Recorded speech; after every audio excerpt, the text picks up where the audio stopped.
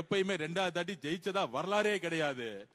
மு.க. ஸ்டாலின் அவர்கள் 200 தொகுதி ஜெயிச்சிருவேன் 200 தொகுதி ஜெயிச்சிருன்னு சொல்லும் பொழுது அன்றைக்கே மேடையில் நம்மளுடைய தலைவர் சொன்னாரு, நான் உட்பட குளத்தூர்ல உட்கார்ந்து பேசினேன், உங்க தந்தை கலைஞராலே முடியாத பொழுது நீங்க ஜெயிச்சிருவீங்களா எங்க தலைவர் எதிர்த்துன்னு கேட்ட 2வது முறை. இன்றைக்கு கேட்கிறேன், திரு எதிர்கட்சி தலைவர் திரு உதயநிதி அவர்களே, உங்க தாத்தா கலைஞராலே முடியல, உங்க அப்பா ஸ்டாலினாலே முடியல, எங்க தலைவரை நீங்க ஜெயிச்சிட முடியுமா? நின்னு எதிரா பேசிட முடியுமா? தேர்தல் அரசியல்ல